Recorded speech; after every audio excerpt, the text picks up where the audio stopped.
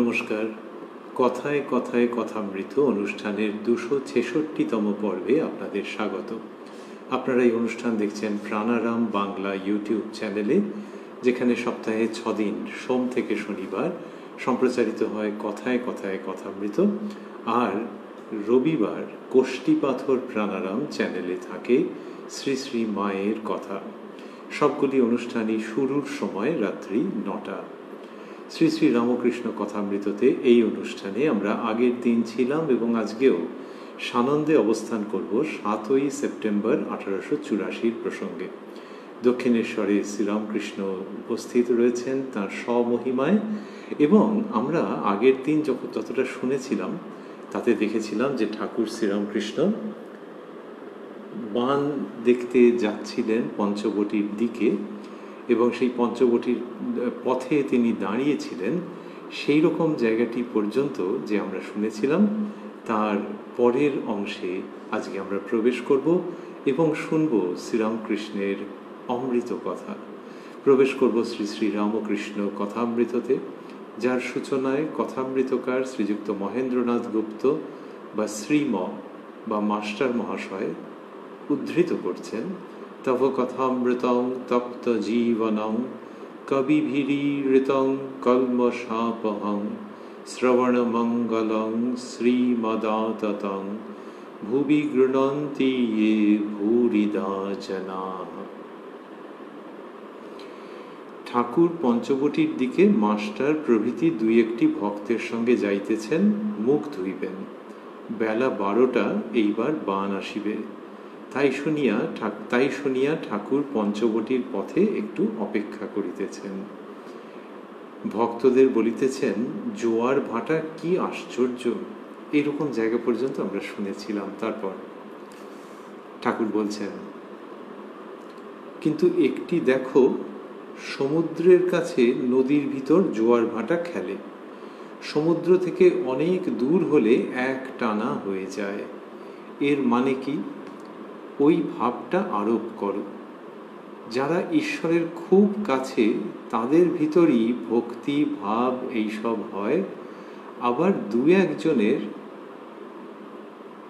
মহাভাব প্রেম এসব হয়। দু একজনের, তারপরে মাস্টারমশাই বন্ধনীর মধ্যে দিয়েছেন ঈশ্বর কোটির।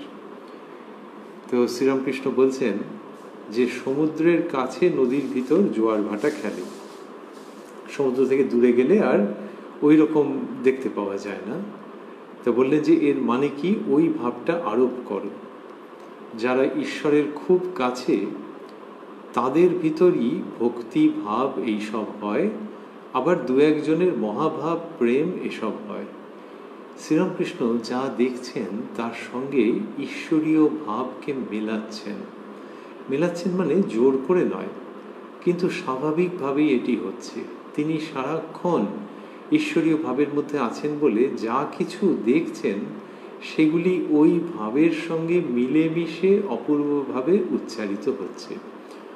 আমরা আগে একটি দিন উল্লেখ করছিলাম বা স্মরণ করছিলাম যে শ্রীরামকৃষ্ণের নিঃশ্বাস প্রশ্বাসের মতো, প্রশ্বাসের সঙ্গে মানুষ গ্রহণ করে আর নিঃশ্বাসের সঙ্গে ত্যাগ করে।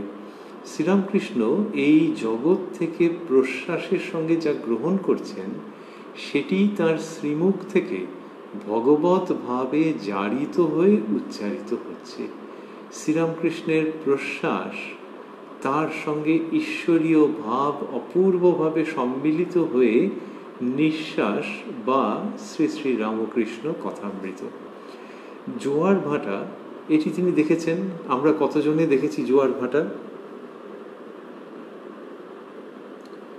কিন্তু সেই যে জোয়ার ভাটা আমরা দেখেছি, তার সঙ্গে এটিকে আমরা কিভাবে, কতজন এটিকে আমরা রিলেট করতে পেরেছি বা সম্বন্ধিত করতে পেরেছি, যেটি শ্রীরামকৃষ্ণ করছেন। তিনি কি করছেন? যে ওই জোয়ার ভাটার সঙ্গে মিলিয়ে বলছেন। তাহলে ওই ভেতরে সম্পূর্ণ ঈশ্বরীয় ভাব থাকলে কি হচ্ছে, যে যা দেখছেন সেটি ঈশ্বরীয় ভাবে কিছু সংযোজিত হয়ে কিছু অমৃত গায়ে মেখে উচ্চারিত হচ্ছে। পাশাপাশি ভক্তদের তিনি বলছেন যে ওই ভাবটা আরোপ করো। সেখানে আমরা পাচ্ছি যে ভক্তদেরকেও ওই নির্দেশ দিচ্ছেন যে বাইরের জগৎ থেকে যা পাচ্ছ ওই ভাবটা আরোপ করো। তাহলে বাইরের জগৎ থেকে কে পাবে?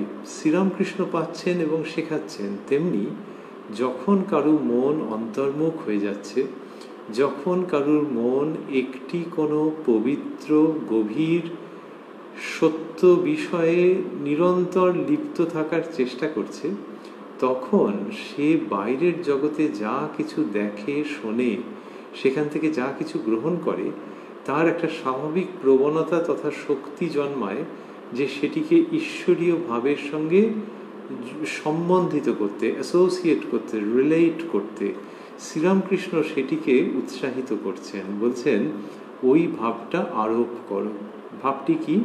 ভাবটি হচ্ছে যে সমুদ্রের কাছে জোয়ার ভাটার কার্য খুব জোর দেখতে পাওয়া যাচ্ছে, যত দূরে যাবে ততই কম দেখতে পাওয়া যাবে। তেমনি ঈশ্বরের কাছে যারা, তাদেরই ভক্তি ভাব এইসব হয়। আবার দু একজনের, যথা ঈশ্বরকোটির, মাস্টারমশাই ব্যাখ্যা করছেন, ঈশ্বরকোটির কথাটি লিখেছেন, দু একজনের মহাভাব প্রেম এসব হয়। তো এই যে ঈশ্বরকোটির, শ্রীরামকৃষ্ণ বলতেন যে জীবের অত দূর হয় না, জীবের নিষ্ঠা ভক্তি ভাব অবধি, আর ঈশ্বরকোটির মহাভাব প্রেম। তো এখানে শ্রীরামকৃষ্ণ বলছেন যে যারা ঈশ্বরের খুব কাছে, তাদের ভিতরেই ভক্তি ভাব এইসব হয়। আবার দু একজনের মহাভাব প্রেম এসব হয়, ঈশ্বরের খুব কাছে আছেন বলে এরকম হচ্ছে। জোয়ার ভাটা, তাহলে জোয়ার ভাটা কি হচ্ছে? জোয়ার ভাটা যখন হচ্ছে তখন জলের মধ্যে কত রকমের গতি দেখতে পাওয়া যাচ্ছে, মুভমেন্ট দেখতে পাওয়া যাচ্ছে। তেমনি এইসব মানুষের, এইসব সাধক সাধিকার মনোজগতে ঈশ্বরীয় মুভমেন্ট, ডিভাইন মুভমেন্ট, সেইখানে তাদের ওই সব নানান রকমের ভক্তি ভাব এইসব হচ্ছে। মনের মধ্যে বিভিন্ন রকমের অবস্থার উদয় হচ্ছে, পরিবর্তিত হচ্ছে নানান রকমভাবে, এবং সেইটি হচ্ছে জোয়ার ভাটা। এই জোয়ার ভাটা যে দেখতে পাওয়া যাচ্ছে, তাহলে নদীতে যখন জোয়ার ভাটা হয় তখন বেশ প্রাণবন্ত লাগে। না হলে কি হবে? না হলে লোকে বলবে কিরম নির্জীব মতো নদীটা পড়ে আছে। আর সত্যি তাই হয়, যখন সমুদ্র থেকে অনেক দূরে বা একটা কোনো শাখা প্রশাখা বহু দূরে, তখন লোকে বলে কি রে, কারেন্ট আছে না নেই, মানে নদীকে নিয়ে ঠিক তৃপ্তি হচ্ছে না। আর নদীর মধ্যে যখন জোয়ার ভাটা খুব খেলছে তখন হ্যাঁ ঠিক ঠিক নদী দেখা হচ্ছে। তেমনি যার মধ্যে ওই রকম ভাব খেলছে, ভাব তরঙ্গ আসছে, ভাবের স্রোত রয়েছে, মুভমেন্ট রয়েছে, সেই তাকে নিয়ে খুব আনন্দ। শ্রীরামকৃষ্ণ সেই আনন্দের উল্লেখ করছেন। যদি আরেকটু মেলাবার কেউ চেষ্টা করেন যে আচ্ছা জোয়ার ভাটা, তাহলে ভাটার সময় তো উল্টো দিকে যাচ্ছে, জোয়ারের সময় একদিকে যাচ্ছে, এতটা হয়তো নাও মিলতে পারে। জোয়ার ভাটা মানে ওই নদীর মধ্যে যে প্রাণস্পন্দন, সেটির কথা উল্লেখ করা হয়েছে। তাহলেও ভাটার সময় যেমন জল কম পড়ে যাচ্ছে, ভাটা মানে একটু দুঃখ দুঃখ, তেমনি যে ভক্ত ঈশ্বরের খুব কাছে আছেন, তিনি যেমন ঈশ্বরীয় আনন্দের কথা বলতে পারেন, ঈশ্বরীয় আনন্দ সম্ভোগ করেন, সেই ভাবের খবর রাখেন, তেমনি যখন তিনি ঈশ্বরের থেকে দূরে বলে নিজেকে বোধ করেন, সান্নিধ্য থেকে বঞ্চিত হচ্ছেন বলে যখন মনে হয়, তখনও তার খুব কষ্ট হয়। অন্য মানুষের অতটা নয়, তাদের হয়তো পরে হবে, কিন্তু যিনি এগিয়ে গেছেন তিনি ঈশ্বরের সান্নিধ্য না পেলে খুব কষ্ট পান, যাতনা পান। সেইটাই ভাটার অবস্থা। তাহলে ওই কষ্ট, যাতনা, ওই বিরহ, ব্যাকুলতা, এগুলো তো ভক্তিরই আরেকটি দিক। জোয়ার থাকলে যেমন ভাটা আছে, তেমনি আস্বাদন থাকলে বিরহও আছে। তো ভক্তের মনের মধ্যে ওই জোয়ার ভাটা খেলতে থাকে, কি চমৎকার! বিরহ যেন প্রেমকে আরো গভীরভাবে প্রকাশিত করে।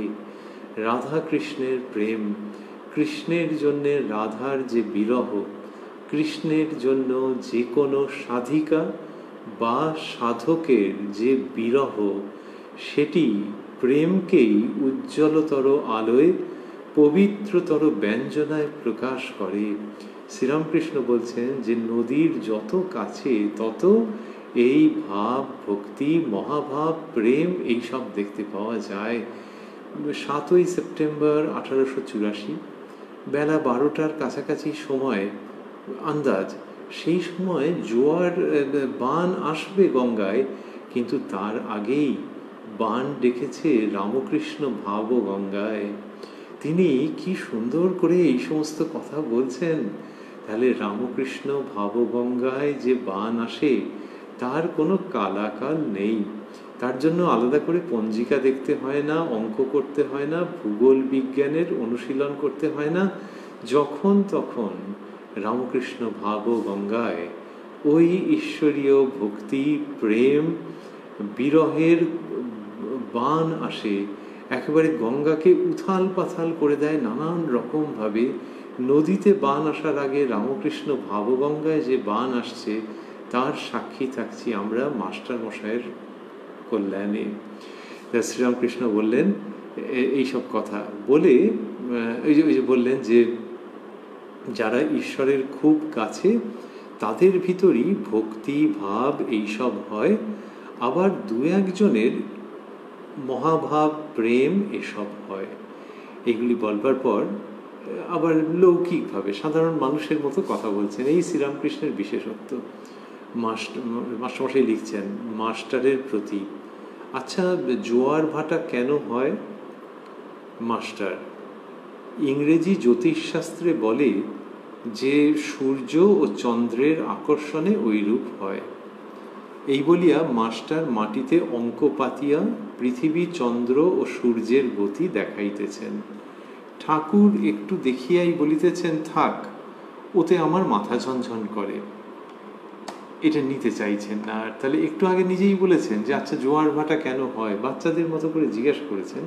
আর মাস্টারমশাই যখন মাটিতে ওরকম ছবি এঁকে ওরকম দেখাতে চেষ্টা করছেন তখন বলছেন ওতে আমার মাথা ঝনঝন করে।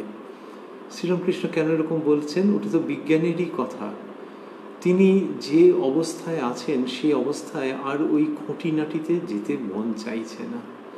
খুঁটিনাটিতে যেতে মন চাইছে না, তিনি সমগ্রটাকে দেখতে পাচ্ছেন। সমগ্রকে যখন কেউ দেখতে পান তখন খুঁটিনাটির দিকে মন দিতে ইচ্ছে করে না। তিনি মন দিতেই পারেন কিন্তু মন দিতে ইচ্ছে করেন না। দিতে পারি কিন্তু কেন দেব? এইরকম হচ্ছে তার অবস্থা। যিনি ধরা যাক একটা হিসেব দেখছেন, বিরাট হিসেব, তিনি একজন বিরাট অডিটর। তো তিনি যখন একটা কিছু করছেন, একটা অডিট করছেন, তখন যে খুঁটিনাটি নানান রকম হয়েছে, কেউ যদি ওনাকে দেখাতে যায় তখন উনি বলেন না না ওসব নয়, তুমি বড় করে স্টেটমেন্টটা নিয়ে এসো। মানে ওভারঅল জায়গাটাকে দেখতে চাইছেন, ওভারঅল। আর খুঁটিনাটির দিকে যেতে মন চাইছে না। একান্ত প্রয়োজন হলে আলাদা কথা, কিন্তু তা না হলে মন চাইছে না। সেই যে মন না চাওয়া, শ্রীরামকৃষ্ণের হচ্ছে সেই অবস্থা যে এইগুলো সত্য। জোয়ার ভাটা কি সব এঁকেছে টেকেছে ছবি টবি, কিন্তু ওখানে যেতে চাইছেন না। কারণ জগৎ কারণ যিনি, সেই তাঁর সঙ্গে শ্রীরামকৃষ্ণের একত্ব, অভেদত্ব, সান্নিধ্য, যাই বলি না কেন আমরা, সেটি হয়ে রয়েছে। তো তাই ওই খুঁটিনাটির মধ্যে তাঁরা আর যেতে চাইছেন না। তিনি বলছেন যে থাক, ওতে আমার মাথা ঝনঝন করে, আর ওর মধ্যে যাওয়ার কিছুমাত্র তার ইচ্ছে নেই। এই শ্রীরামকৃষ্ণ আমরা যেটিকে লৌকিক জ্ঞান বলি সেটিকে ছাপিয়ে অনেক দূরে রয়েছেন।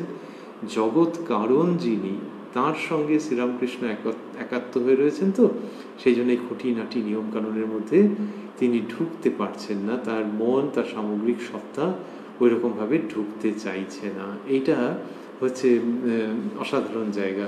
যখন কেউ একটি কবিতা পড়ছেন, তিনি ধরা যাক যে বাংলা সাহিত্যের মানুষ, একটি কবিতা পড়েছেন এবং কবিতাটি পড়ে তার অবাক, মানে অদ্ভুত আনন্দ হয়েছে যে এই বয়সে যা পড়েছি তার মধ্যে এটা একটা নতুন স্বাদ নিয়ে আসছে, নতুন একটা ভাব আসছে এই কবিতার মধ্যে থেকে।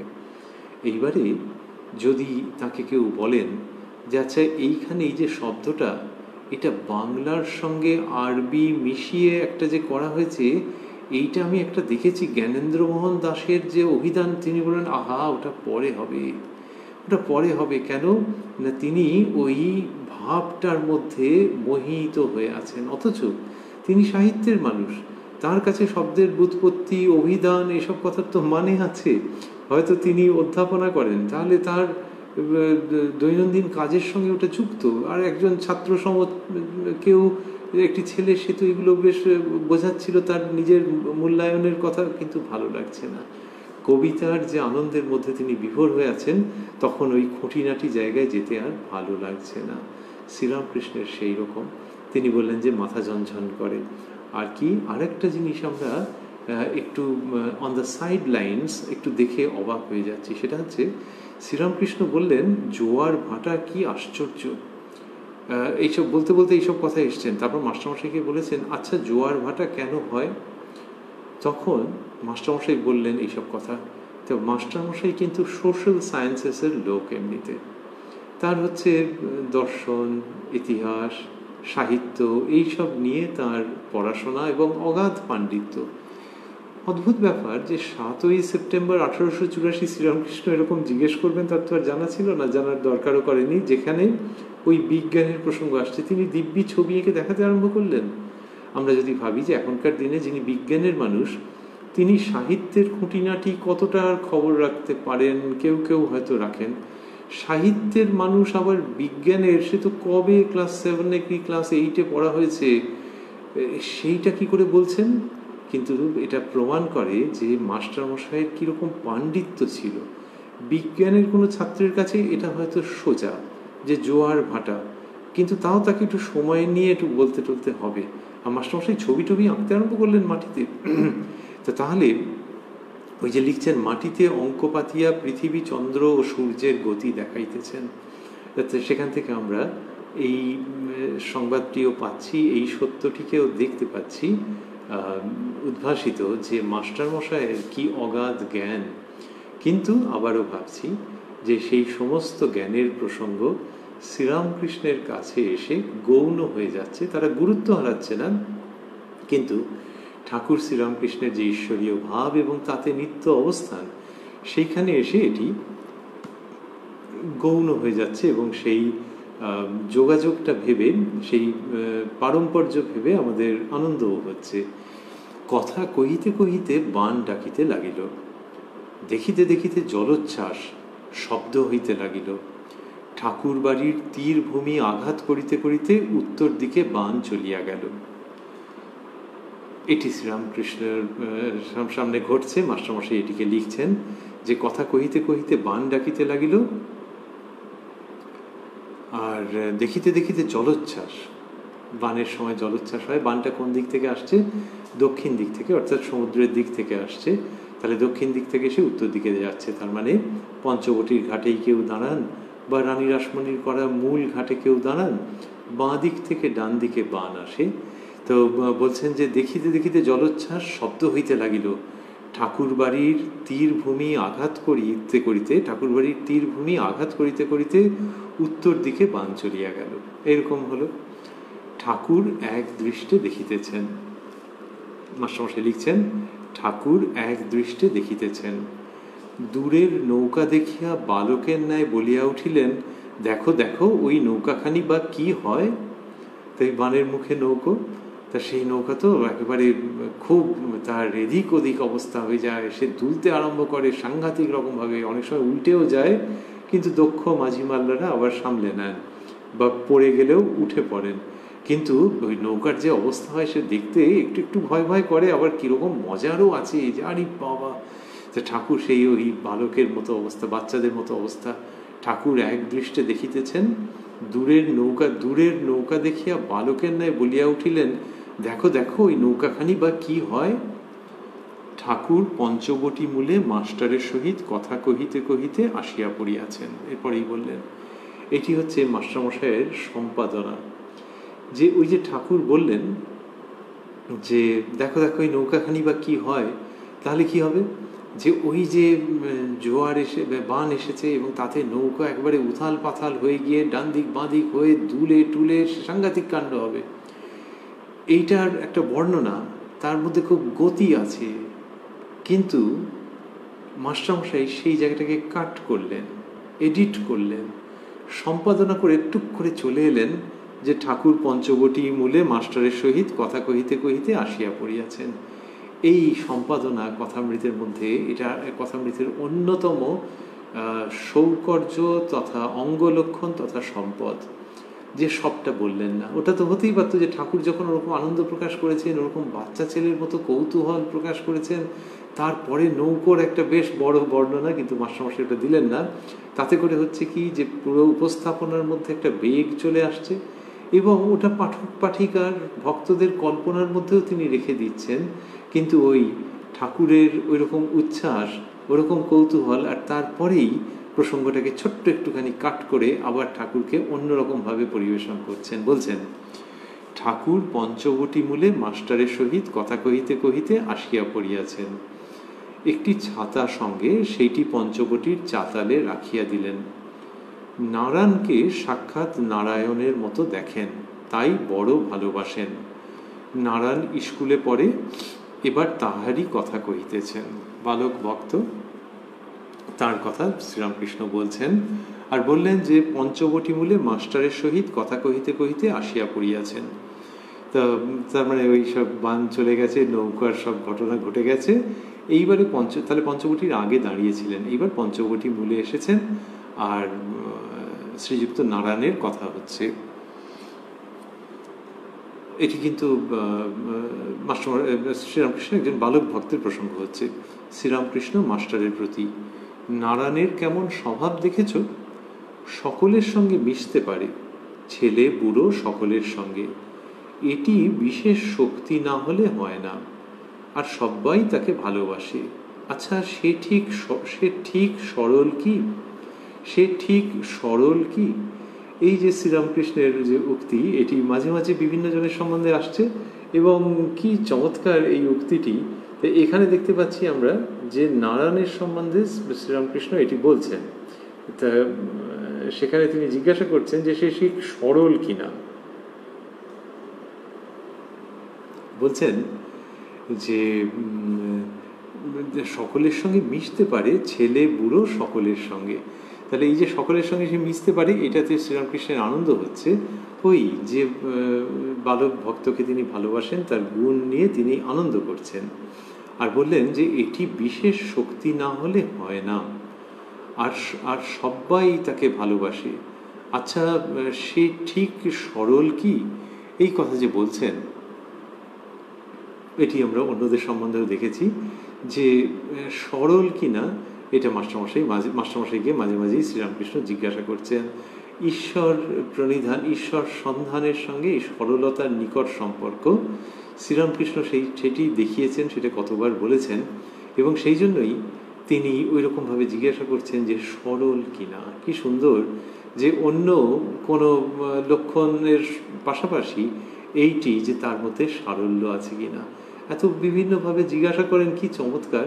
তার মানে বোঝাই যায় যে তিনি চাইছেন যে সেই বালক ভক্তের মধ্যে সারল্য থাকুক, সেই ঈশ্বরের পথে এগিয়ে যাক।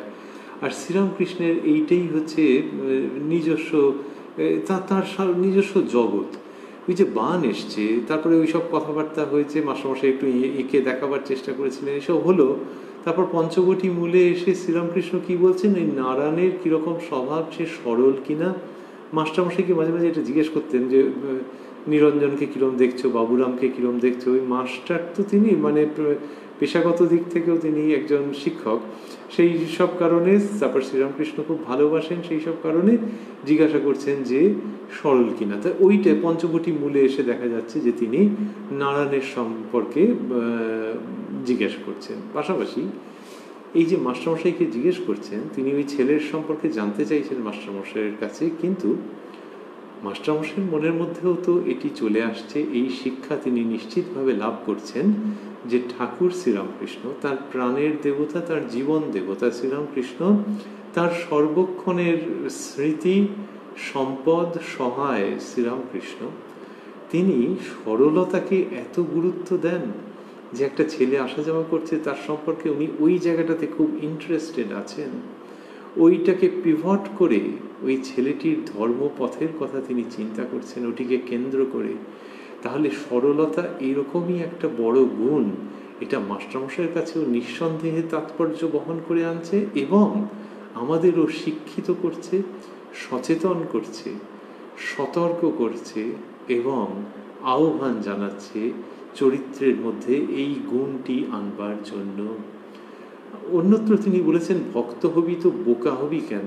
সেটার কারণ হচ্ছে যাতে কেউ একেবারে মেরুদণ্ডহীন না হয়ে যায়, যে ভক্ত বলে সে কীরকম, সে যদি ভেবে ফেলে যে হাত জোর করে মাথা নত করে সবসময় থাকতে হবে, তাহলে তার ক্ষতি করে দিতে পারে অন্য লোক। সেই জন্য সেইটুকুনি সচেতনতা। কিন্তু তারপর যখন সে নিজেকে রক্ষা করতে শিখে গেছে, তখন সে পুনরায় যথার্থ সরলতার অনুসন্ধান তাতে ব্যাপৃত হবে। সে মনের মধ্যে আঁক বাঁক রাখতে চাইবে না। তাহলে শৈশব একটা, যেখানে কিনা নিজেকে রক্ষা করা সম্পর্কে সচেতন নয়। তারপরে হচ্ছে একটা মধ্য বয়স, যেখানে কিনা রক্ষা করতে পারে। আর তারপরে হচ্ছে পরিণত বয়স, যেখানে কিনা সানন্দে ওই শৈশবের যে সরল ভাব সেটা ফেরত আসছে। এটা ওই বার্ধক্যের যে শিশু ভাব সেটা নয়, সেনিলিটি নয়, কিন্তু ওই বাচ্চা ছেলের ভাব আধ্যাত্মিক জগতে পরিপূর্ণতার সঙ্গে, পরিণতির সঙ্গে পুনরায় সানন্দে সার্থকভাবে এসে উপস্থিত হয়। তাই নারায়ণের কথা যখন বলছেন, তখন মহেন্দ্রনাথ গুপ্ত তাঁরও সম্পর্কে এই একই কথা খাটছে, যে ওই গুণটা থাকতে হবে ঈশ্বরের দিকে অগ্রসর হওয়ার জন্য। তাই এইসব বললেন, বলে তারপরে শ্রীরামকৃষ্ণ বলছেন, মাস্টারমশাই লিখছেন, মাস্টারমশাইকে যখন তিনি জিজ্ঞাসা করলেন যে আচ্ছা সে ঠিক সরল কি? মাস্টার: আজ্ঞা খুব সরল বলে বোধ হয়। শ্রীরামকৃষ্ণ: তোমার ওখানে নাকি যায়? মাস্টার: আজ্ঞা দু একবার গিয়েছিল। শ্রীরামকৃষ্ণ: একটি টাকা তুমি তাকে দেবে না কালীকে বলবো? মাস্টার: আজ্ঞা বেশ তো, আমি দিব। শ্রীরামকৃষ্ণ: বেশ তো, ঈশ্বরে যাদের অনুরাগ আছে তাদের দেওয়া ভালো, টাকার সদ্ব্যবহার হয়। সব সংসারে দিলে কি হবে? মাস্টারমশাই আবার এই কথাগুলিকে স্থূলাক্ষরে দিয়েছেন। শ্রীরামকৃষ্ণ হয়তো এগুলির ওপর বিশেষ গুরুত্ব দিয়েছিলেন, বা মাস্টারমশাইয়ের মনে হয়েছে যে যারা পড়ছেন, যে সমস্ত ভক্ত, তাদের এটি বিশেষভাবে দৃষ্টি আকর্ষণ করা দরকার এটির প্রতি। যেভাবেই হোক তিনি স্থূলাক্ষরে দিয়েছেন যে সব সংসারে দিলে কি হবে। তো এখানে বললেন যে ঈশ্বরে যাদের অনুরাগ আছে তাদের দেওয়া ভালো। এই যে দেওয়া ভালো, যে তাদের কিছু একটা, অনেক সময় উনি বলেছেন যে তুমি এদের খাইও, তো এই ওদের বালক ভক্তদের খাওয়াতে বলতেন শ্রীরামকৃষ্ণ। এইগুলি তিনি খুব অনুমোদন করেছেন, এগুলিতে উৎসাহিত করেছেন। এবার মাস্টারমশাই লিখছেন, কিশোরীর ছেলেপুলে হয়েছে, কম মাহিনা চলে না। ঠাকুর মাস্টারকে বলিতেছেন, নারায়ণ বলেছিল কিশোরীর একটা কর্ম করে দেব, নারায়ণকে একবার মনে করে দিও না, এরকম বলছেন। তা একটু আগে বলেছেন নারায়ণ স্কুলে পড়ে, তাহলে এখানে বলছেন নারায়ণ বলেছিল কিশোরীর একটা কর্ম করে দেব, তার মানে হয়তো কাউকে বলে টলে কিছু একটা ব্যবস্থা হবে। তা শ্রীরামকৃষ্ণ বললেন, নারায়ণকে একবার মনে করে দিও না। মাস্টার পঞ্চবটিতে দাঁড়াইয়া। ঠাকুর কিয়ৎক্ষণ পরে ঝাউতলা হইতে ফিরিলেন। মাস্টারকে বলিতেছেন, বাহিরে একটা মাদুর পাততে বলো তো, আমি একটু পরে যাচ্ছি, একটু শোবো। তো ঠাকুর ঝাউতলা থেকে ফিরলেন। অনেক সময় বলতেন যে বাহ্যে করতে যাওয়া, তো যে কোনো কারণেই হোক সেখানে গিয়েছিলেন, সেখান থেকে ফিরেছেন। এবার মাস্টারমশাইকে বলছেন যে বাইরে একটা মাদুর পাততে বলো তো, আমি একটু পরে যাচ্ছি, একটু শোবো। তার মানে ঠাকুরের ঘরের ওখানে বাইরে একটা মাদুর পাততে বলেছেন, আর বলছেন আমি একটু পরে যাচ্ছি, একটু শোবো। যে বাক্যটি মাস্টারমশাই দিয়েছেন সেটিতে দেখতে পাচ্ছি যে ঠাকুরের উক্তি, বাহিরে একটা মাদুর পাততে বলতো। এই যে পাততে, এটা পয়াকার তয় তয় করে লিখে দিয়েছেন। এই তখন সাধু আর চলিতের মাঝামাঝি একটা অবস্থা যাচ্ছে, তো বানান নিয়েও নানান রকমের পরীক্ষা নিরীক্ষা হচ্ছে, এটা সেই সময়কার ভাষা। তো কিন্তু পড়তে বেশ ভালো লাগে, যে বাহিরে একটা মাদুর পাততে বলতো, এরকম বললেন। তা কথামৃতের মধ্যে এরকম ভাষা একাধিক জায়গায় দেখতে পাওয়া যায়। এরপরে মজা এবং শিক্ষা আছে। মাস্টারমশাই লিখছেন, ঠাকুর ঘরে পৌঁছিয়া বলিতেছেন, তোমাদের কারুরই ছাতাটা আনতে মনে নাই? সকলের হাস্য। ব্যস্তভাগীশ লোক কাছের জিনিসও দেখতে পায় না। একজন আর একটি লোকের বাড়িতে টিকে ধরাতে গিয়েছিল, কিন্তু হাতে লণ্ঠন জ্বলছে। একজন গামছা খুঁজে খুঁজে তারপর দেখে কাঁধেতেই রয়েছে। এরকমভাবে শ্রীরামকৃষ্ণ বলছেন। তো ওই যে পঞ্চবটিতে মাস্টারমশাই দাঁড়িয়ে রয়েছেন, তো তখন ওই ঝাউতলা থেকে ঠাকুর ফিরে ওরকম বলেছেন তো মাদুর পাততে, তারপরে এসে দেখছেন যে ব্যবস্থা হয়েছে কিন্তু ছাতাটা আনা হয়নি। ছাতার প্রসঙ্গ কোথায় এলো? ওই যে একটু আগে মাস্টারমশাই বলেছেন যে ঠাকুর পঞ্চবটি মূলে মাস্টারের সহিত কথা কহিতে কহিতে আসিয়া পড়িয়াছেন, একটি ছাতা সঙ্গে সেইটি পঞ্চবটির চাতালে রাখিয়া দিলেন। ওই যে ছাতাটি পঞ্চবটির চাতালে রেখে দিয়েছেন, এটা মাস্টারমশাই সেখানে উল্লেখ না করলে এটা বোঝা যেত না।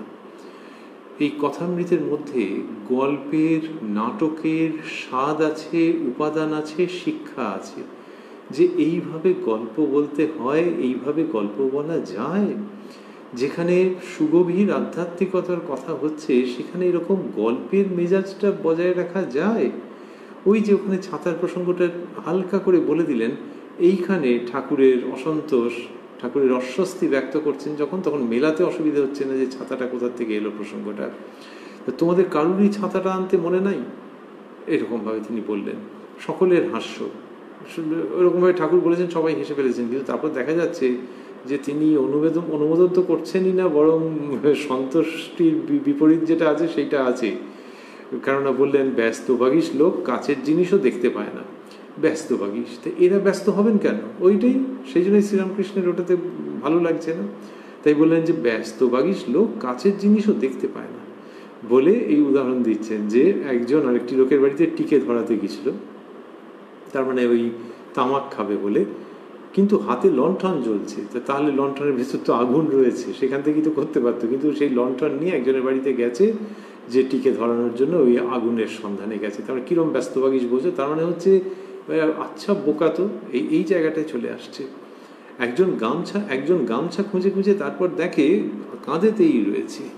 এটা শ্রীরামকৃষ্ণ বলছেন, এবং সেখানে ব্যস্তভাগীশ শব্দটি বললেন, যেটি কিনা অনুমোদন করছেন না, বুঝতে পারা যাচ্ছে। এই যে অনুমোদন করছেন না, এটি দেখা যাচ্ছে যে কেন করছেন না, তার কারণ হচ্ছে যে তিনি চান যে মানুষ সতর্ক থাকবে, ভক্ত সতর্ক থাকবে, সমস্ত কথার গুরুত্ব অনুধাবন করবে। আর যদি কেউ ঈশ্বরীয় প্রেমে জগৎ ভুল করে বসে থাকে, তার জন্য এই কথা নয়। কিন্তু যে জগতের মধ্যে আছে, 5 রকম কাজ করছে, তাহলে 5 রকম কাজের মধ্যে 3 রকম কাজ যদি ভুল হয়ে যায়, তাহলে তুমি ঈশ্বরীয় পথে এগোবে কী করে? ওই জন্য আবার তিনি অন্যত্র শিখিয়েছেন যে যখন তার দিকে অনেক এগিয়ে যাবে, তখন এসব ভুল হয়ে যাবে। নিজের দেহ যে এত প্রিয় জিনিস, সেও ভুল হয়ে যাবে, কিন্তু সেটি অনেক পরের কথা। তার আগে শ্রীরামকৃষ্ণ একেবারে পরম সুহৃদ হয়ে এটি সতর্ক করছেন যে এটা ভোলা উচিত ছিল না। আর কি, আর হচ্ছে আমরা দেখছি যে এই যে কথাগুলো বললেন, ব্যস্তভাগীশ লোক কাছের জিনিসও দেখতে পায় না, তারপর বললেন যে টিকে ধরাতে গেছিল, হাতে লণ্ঠন জ্বলছে, তারপর বলছেন গামছা খুঁজে খুঁজে, তার মানে এগুলো বেশ শার্প ডিসঅ্যাপ্রুভাল আছে, সেই জন্য এগুলো বলছেন। তো এই যে যারা ভুলে গেছেন, তাদের দলে কে আছেন? তাদের দলে তো মাস্টারমশাই অন্যতম। কিন্তু সেটি সত্ত্বেও দেখা যাচ্ছে যে তিনি এটি লিখেছেন এবং লিখে ছেপে প্রকাশ করে দিয়েছেন। এই যে ছেপে প্রকাশ করে দিচ্ছেন, তার মানে তার প্রতি যে শাসনটা রয়েছে প্রচ্ছন্নভাবে, সেটিকেও মাস্টারমশাই ব্যক্ত করছেন। সাধারণত ভালো ভালো কথা হলে লোকে লেখে, আর অন্যগুলো অনেক সময় প্রকাশ করে না, বা ভাবে যে ওগুলো আরও অন্য কেউ জেনে টেনে গেছে, তারা আবার লিখে টিকে দেবে নাকি, এরকম অনেক সময় মানুষজন ভেবে থাকে। কিন্তু মাস্টারমশাই, যেখানে তিনিও সেই বকুনি খাওয়াদের দলে একরকম, সেই ক্ষেত্রগুলিকেও যে লিখে দিচ্ছেন, তার থেকে বোঝা যায় যে সেই শাসন তিনি সানন্দে মাথা পেতে গ্রহণ করেছেন। আর কি, আর হচ্ছে যে শাসন মাথা পেতে গ্রহণ করুন না করুন, যাই হোক, অসুবিধে হোক, লজ্জা হোক, সব চাপিয়ে দেবো, সব চাপিয়ে দেবো, কারণ আমি কেউ নই তার কাছে, তিনি সব। কথামৃত মাস্টারমশাই যে রচনা করছেন, সেইভাবে লিখছেন না, লিখছেন শ্রীম কথিত, সম্পূর্ণ আত্মবিলোপের ভাব। সেই জন্যে শ্রীরামকৃষ্ণের যে শাসন, বকুনি, এই ধরনের উক্তি, এগুলিকে মাস্টারমশাই সব লিখে ছাপিয়ে দিচ্ছেন সানন্দে। সেই যে ভাব মাস্টারমশাইয়ের, সেখান থেকে আমরা শিখছি যে শ্রীরামকৃষ্ণের প্রতি প্রেম এবং শরণাগতি কি অপূর্ব ব্যঞ্জনা ধারণ করতে পারে। ঠাকুরের জন্য মা কালীর অন্নপ্রসাদ আনা হইল। ঠাকুর সেবা করিবেন। বেলা প্রায় 1টা। আহারান্তে একটু বিশ্রাম করিবেন। ভক্তরা তবুও ঘরে সব বসিয়া আছেন। বুঝাইয়া বলার পর বাহিরে গিয়া বসিলেন। অনেকে বসে আছেন তো এরকম হয়েছে, আহারান্তে একটু বিশ্রাম করবেন, কিন্তু তাও সবাই বসে আছেন। আর ঠাকুর ওই ভক্তরা বসে থাকলে না, তিনি বিশ্রাম করেন না। আমরাও কথামৃতের মধ্যে কতবার দেখেছি। তো এখানে এদেরকে মাস্টারমশাই হয়তো আলাদা করে বুঝিয়ে টুঝিয়ে বলেছেন, তখন তারা বাইরে গিয়ে বসলেন। কিন্তু ভক্ত উদ্গ্রীব হয়ে আছেন, ব্যাকুল হয়ে আছেন, ঠাকুরের কাছে কিছু শুনবেন বলে। ঠাকুরের কোথায় ঘুম, কোথায় কি। হরিশ, নিরঞ্জন, হরিপদ রান্নাবাড়ি গিয়া প্রসাদ পাইবেন। ওই ভোগ ঘর যেগুলি আছে মন্দিরের, ঠাকুর হরিশকে বলিতেছেন, তোদের জন্য আমসত্ত্ব নিয়ে যাস। ঠাকুর একটু বিশ্রাম করিতেছেন। বাবুরামকে বলিতেছেন, বাবুরাম, কাছে একটু আয় না। বাবুরাম বলিলেন, আমি পান সাজছি। শ্রীরামকৃষ্ণ বলিতেছেন, রেখে দে পান সাজা। এই যে কাছে আসতে বলছেন, অন্যত্র বলেছেন, ও আমার দরদি। বাবুরামকে তিনি কত ভালোবেসেছেন। শ্রীরামকৃষ্ণের যখন ভাবাবস্থা, বাবুরাম মানে উত্তরকালে যিনি স্বামী প্রেমানন্দজি, শ্রীরামকৃষ্ণের যখন ভাবাবস্থা, তখন এরা শুদ্ধ সত্য বালক ভক্তেরা এবং মাস্টারমশাইয়ের মতো আর সামান্য কয়েকজন, তাঁরা শ্রীরামকৃষ্ণকে স্পর্শ করতে পারতেন, অন্যেরা স্পর্শই করতে পারতেন না। শ্রীরামকৃষ্ণ হয়তো একেবারে ভাবে বিভোর, পা ঠিক মতো পড়ছে না চলতে গিয়ে। তো সেই সময় যে তাকে একটু ধারণ করে থাকা, সেটা যে কেউ করতেই পারতেন না। তার ওই অঙ্গ স্পর্শ শ্রীরামকৃষ্ণের সহ্য হতো না, তার ভাগবতী তনু সেটি গ্রহণ করতে পারত না। তা সেই রকম যারা পারতেন স্পর্শ করতে, যাদের ভেতরের ভাব সেরকম, তাদেরই অন্যতম শ্রীযুক্ত বাবুরাম। এটির একটি দিক। এবং শ্রীরামকৃষ্ণ তাকে কি ভালোবাসেন তার ওই শুদ্ধ সত্য স্বভাবের জন্য। আবার আরেকটি দিক হচ্ছে যে ঠাকুর শ্রীরামকৃষ্ণ তাদের সঙ্গে মেশেন একেবারে নিজের বন্ধুর মতো। সেইভাবে পথপ্রদর্শক গুরু, ওই যে বন্ধুর মতো মেশেন, নিজের মানুষ। তাহলে তিনি যা বলেন, বকেন কখনো কখনো, আবার কখনো কখনো ঈশ্বরীয় প্রসঙ্গ যা বলেন, তাতে মানুষজন হাঁ হয়ে যায় যে আনন্দের এই উচ্চতা কোথায় ছিল। কিন্তু সেইটি হওয়া সত্ত্বেও তিনি যখন মিশছেন, তখন একেবারে আপনজনের মতো মিশছেন। এটি তো শ্রীরামকৃষ্ণের বিশেষত্ব। সেইটা মেশেন বলেই যখন বলেছেন যে বাবুরাম, কাছে একটু আয় না, তখন বাবুরাম বলেছেন, আমি পান সাজছি। শ্রীরামকৃষ্ণ বলছেন, রেখে দে পান সাজা। তো এই যে পান সাজছি মানে কি, এখন যেতে পারবো না, পান সাজছি। তা সে সকলের জন্য, কিন্তু তাহলেও ভগবান শ্রীরামকৃষ্ণকে এইভাবে বলে দিলেন। হ্যাঁ, বলে দিলেন, কারণ তিনি সেইভাবেই পৃথিবীতে অবতীর্ণ হয়েছেন, একেবারে প্রেমের পুরুষটি হয়ে, মনের মানুষটি হয়ে। তো মনের মানুষ হলে তার সঙ্গে তো সবই চলে। এটা কি কোনো তত্ত্ব কথা? এখানে দেখা যাচ্ছে যে ঠাকুর যখন বলছেন যে বাবুরাম, কাছে একটু আয় না, তখন তিনি বলছেন, আমি পান সাজছি। এই যে আমি পান সাজছি মানে, এটাকে যদি আমরা নাটকের মতো করে ভাবি, সেই বাস্তবকে পুনর্নির্মাণ করবার চেষ্টা করি, তাহলে হয়তো এরকমই ভাবতে হবে যে যখন কাছে এসে কাছে একটু আসতে বলছেন, তখন উনি বলছেন, আমি পান সাজছি। তার মানে this is refusal, no doubt about it. কিন্তু এটাই তো স্বাভাবিক। সেই স্বাভাবিক জায়গায় শ্রীরামকৃষ্ণ অবস্থান করছেন, সেরকমভাবেই তিনি ধরা দিচ্ছেন। আর তারপরে ওই রকম বলাতে ঠাকুর শ্রীরামকৃষ্ণের আবার রাগ হয়েছে, বলছেন, রেখে দে পান সাজা। এটা কিন্তু গুরু রূপে নয়, অবতার বা ভগবান রূপে নয়, কিন্তু ওই বয়সের ব্যবধান কত, কিন্তু একবারে বন্ধুর মতো জায়গায়, ঠিক বন্ধুর, এমনকি বাবার সঙ্গে ছেলের এই সম্পর্ক হয় কিনা বলা মুশকিল, সেখানেও যে ব্যবধানটা থাকে শ্রদ্ধাজনিত, এখানে যেন সেই ব্যবধানও লুপ্ত, সখার মতো, রেখে দে পান সাজা। মানে দুজনের মধ্যে কী রকম সব হচ্ছে। এই চমৎকার যে একজন বলছেন, আরেকজন বলছেন না, আর ইনি বলছেন রেখে দে পান সাজা, এই চলছে। অপূর্ব একটা আত্মিক সম্পর্কের মধ্যে দিয়ে আধ্যাত্মিক নির্মাণ হচ্ছে। ঠাকুর বিশ্রাম করিতেছেন। এদিকে বকুলতলায় ও পঞ্চবটী তলায় কয়েকটি ভক্ত বসিয়া আছেন। মুখুজ্জে, চুনিলাল, হরিপদ, ভবনাথ, তারক শ্রীবৃন্দাবন হইতে সবে ফিরিয়াছেন। ভক্তরা তার কাছে বৃন্দাবনের গল্প শুনিতেছেন। তারক নিত্যগোপালের সহিত বৃন্দাবনে এতদিন ছিলেন। এই শ্রীযুক্ত তারকনাথ, অর্থাৎ উত্তরকালে যিনি স্বামী শিবানন্দজি মহারাজ, তা বলছেন যে ঠাকুর বিশ্রাম করিতেছেন। এদিকে বকুলতলায় ও পঞ্চবটী তলায় কয়েকটি ভক্ত বসিয়া আছেন। বকুলতলা মানে দ্বিতীয় যে ঘাট, মা শারদার আবাসস্থল যে নহবত, তার কাছেই যে ঘাটটি, তার নিকটতম যে ঘাটটি, সেটি বকুলতলার ঘাট। আর বকুলতলা যেহেতু ওখানে বকুল গাছ আছে। আর পঞ্চবটী তলায় কয়েকটি ভক্ত বসিয়া আছেন। মুখুজ্জেরা, চুনিলাল, ওই মুখুজ্জে ভ্রাতৃদ্বয়ের কথা এসছে, তারা কীর্তনের আয়োজন করেছিলেন। তা মুখুজ্জেরা, চুনিলাল, হরিপদ, ভবনাথ, তারক শ্রী বৃন্দাবন হইতে সবে ফিরিয়াছেন। ভক্তরা তাঁর কাছে বৃন্দাবনের গল্প শুনিতেছেন। তারক নিত্যগোপালের সহিত বৃন্দাবনে এতদিন ছিলেন। এই যে মাস্টারমশাই এটা লিখছেন, তাহলে ঠাকুর শ্রীরামকৃষ্ণ বিশ্রাম করছেন তো। আর ওই বাবুরামের সঙ্গে, শ্রীযুক্ত বাবুরামের সঙ্গে এইসব কথা হলো। তারপর ঠাকুর যখন বিশ্রাম করতে আরম্ভ করলেন, তখন বকুলতলা পঞ্চবটিতে যেটা হচ্ছে, এটা তো আমরা এই ক্যামেরা যেন দেখাচ্ছে। কি সুন্দর যে ওই সময় কি হচ্ছে, এবং ওই সময় বকুলতলায় রয়েছেন, পঞ্চবটী তলায় ভক্তরা রয়েছেন, ওই তো তারক বসে আছে, সে এরকম কথা বলছে। এটা একটা ক্যামেরায় অদ্ভুত কাভারেজ। শুধু ক্যামেরার আলাদা করে কোনো আনন্দ হয় না। খুব উঁচু দরের ক্যামেরা হলে ভালো ছবি তুলবে, কিন্তু ক্যামেরার আনন্দ হয় নাকি? এইখানে আর আনন্দ হওয়ার কথাও নয়। এইখানে মাস্টারমশাই সেই ক্যামেরার কাজ করছেন, আর কি অমিত আনন্দের সঙ্গে সূচনা করে দিচ্ছেন কথামৃত রচনার। এইখানটিতে আমরা থামবো। আমরা রয়েছি উদ্বোধন কার্যালয়ের প্রকাশিত শ্রী শ্রী রামকৃষ্ণ কথামৃতের 525 পৃষ্ঠায়। এই যে ঠাকুর বিশ্রাম করছেন, তো আমরাও এই জায়গাটাতে একটুখানি চুপ করব, কিন্তু মনে মনে ওই পবিত্র ঈশ্বরীয় প্রসঙ্গ চলতে থাকবে। ঠাকুর শ্রীরামকৃষ্ণের কৃপা সাপেক্ষে আবার আমরা আগামীকাল মিলিত হব এই কথায় কথায় কথামৃত অনুষ্ঠানে প্রাণারাম ইউটিউব চ্যানেলে।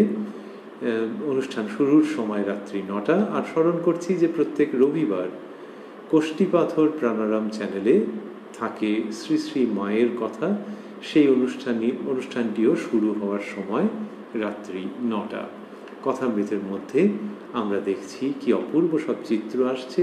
আমরা পেয়েছিলাম যে বান আসছে, বান আসার আগে মাস্টারমশাইয়ের সঙ্গে ঠাকুরের কথা হচ্ছে, পরেও কথা হচ্ছে, হতে হতে হতে হতে তারপরে আমরা দেখছি যে একটি বালক ভক্তের সম্পর্কে শ্রীরামকৃষ্ণ কথা বলছেন। বলতে বলতে পঞ্চবটী তলা থেকে নিজের ঘরের দিকে ফিরছেন।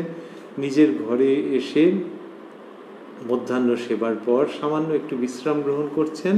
আর সেই সময় ভক্তেরা পঞ্চবটী তলা এবং বকুলতলা এইসব জায়গায় বসে রয়েছেন। তো এই যে পুরোটা মিলে ঠাকুর শ্রীরামকৃষ্ণ বিশ্রাম করছেন, কিন্তু আবার জাগ্রতও রয়েছেন।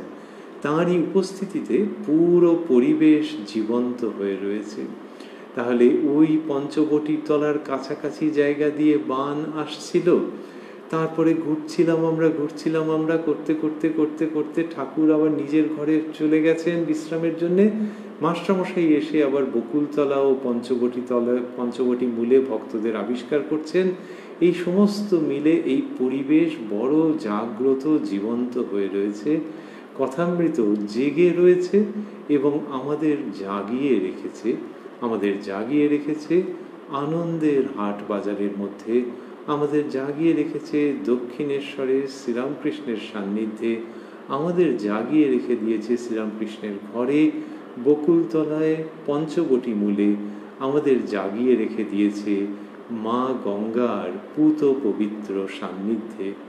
সেই চির জাগ্রত থাকার অমীয় মহামন্ত্র শ্রী শ্রী রামকৃষ্ণ কথামৃতকে আমরা প্রণাম করি এবং ভাবি যে কত কালের কত মোহ নিদ্রা, কত কালের কত তামসিকতার নিদ্রা থেকে কথামৃত যেন এইভাবেই আমাদের শ্রীরামকৃষ্ণের পূত সান্নিধ্যে এবং শ্রীরামকৃষ্ণের লীলাস্থলের উষ্ণ উপস্থিতিতে পবিত্র আধ্যাত্মিকতায় চিরকাল জাগ্রত করে রাখে। ওম নিরঞ্জনং নিত্যমনন্ত রূপং ভক্তানুকম্পা ধৃত বিগ্রহং বৈ ঈশাবতারং পরমেশমিড্যং তং রামকৃষ্ণং শিরসা নমামহ।